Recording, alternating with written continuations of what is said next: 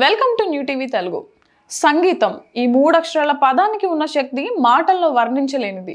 రాగం, తానం, పల్లవి ఈ మూడు సంగీత సరస్వతికి ప్రాణాధారాలు. సరిగమ పదనిసలే సప్తస్వరాలే సంగీత ప్రపంచానికి మూలాధారాలుగా నిలుస్తున్నాయి.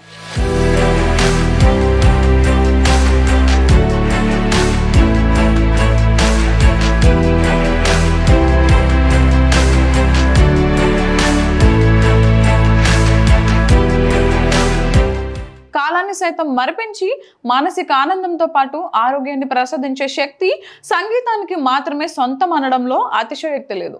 ఏ సంగీతానికైనా శాస్త్రీయ సంగీతమే ప్రాణం, మూలం. మనిషిని కదిలించి కరిగించే మహత్తర శక్తి సంగీతానిది. ఆనందం, ఆవేశం, వినోదం, విషాదం, సమయం, సందర్భం ఏదైనా దానికి గలమిచ్చేది సంగీతం, బలం ఇచ్చేది సంగీతం.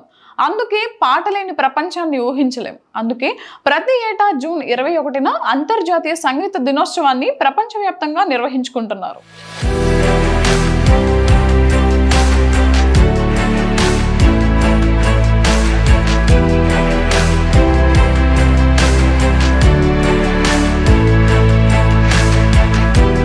మొట్టమొదటిసారిగా మ్యూజిక్ డే ఫ్రాన్స్ లో ప్రారంభమైంది. దీనిని 1982వ సంవత్సరం జూన్ 21 నుండి కొనసాగిస్తూ వస్తున్నారు.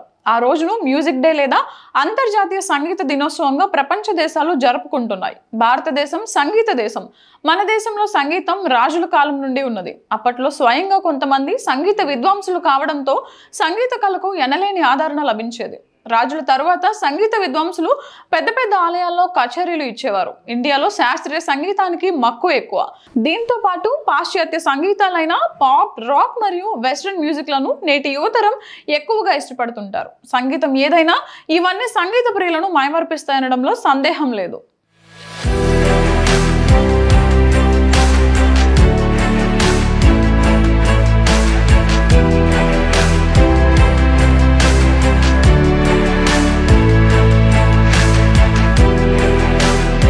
ఇకపోతే సంగీతం వల్ల ఉపయోగాలు ఏంటంటే 64 కళల్లో సంగీతం అనేది ఒక ప్రత్యేకమైన కళ.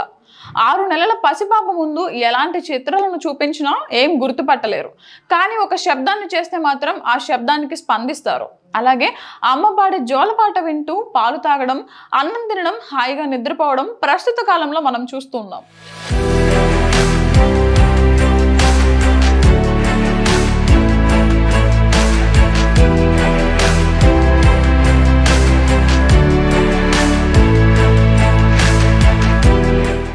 సంగీతం ద్వారా ఇటీవల కాలం రోగాలను కూడా నయం చేస్తున్నాయి. అలాగే సంగీతాన్ని మొక్కలకు కూడా వినిపిస్తున్నారు.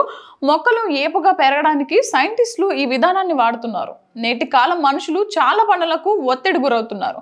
ఈ ఒత్తిడిని సంగీతం ద్వారా దూరం చేయవచ్చు అంటున్నారు. ఇలా సంగీతం ద్వారా 1, 2 కాదు, చాలా ప్రయోజనాలు ఉన్నాయి.